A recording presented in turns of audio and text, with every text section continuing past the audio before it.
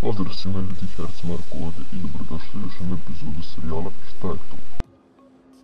Za one koji nisu upoznati s ovim serijalom, jednostavno, Šta je to je serijal koji sam uveo da bih početnike koji bi želeli da se bave sa servisiranjem i računarima prikazao neke jednostavne i važne stvari ako već nisu upoznati s njim. U današnjoj epizodi ćemo razgovarati o hard disku, čemu služi, zašto je bolje imati više memorije i šta je brže od njega, i naravno gde ga možete kupiti po pristupačnim i nepristupačnim cenama.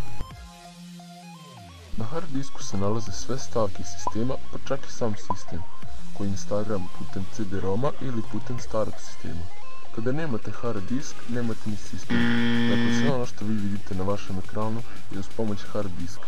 Oni su obično dosta brzi, ali ne brže od nekih komponenti kao na primjer RAM, o kojem ćemo raspraviti u sljedećoj epizodi. Hard diskovi nisu samo za sistem, možete imati svoju drugu particiju, na primjer local disk D, u kojem možete držati vaše privatne stvari, igre, programe, filmove itd.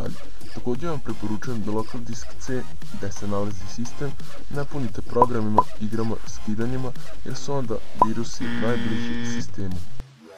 Postoji nešto brže od hard diska, a to je SSD, koji je naravno mnogo brži od njega i nije u njegovom cenovnom ranku, već mnogo većem cenovnom ranku.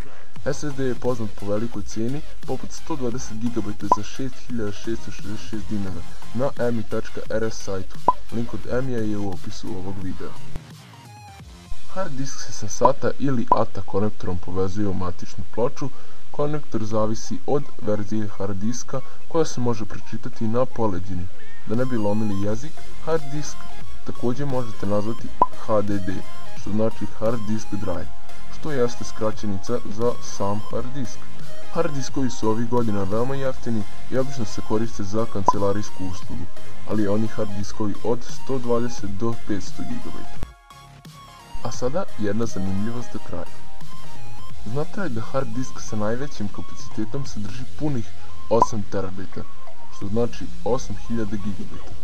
Terabajt je u svijetu hard diskova skraćenica za 1000, tako da pazite na to. Hvala na gledanju, to je bilo to za ovu epizodu Šta je to, i rekao sam šta sam rekao.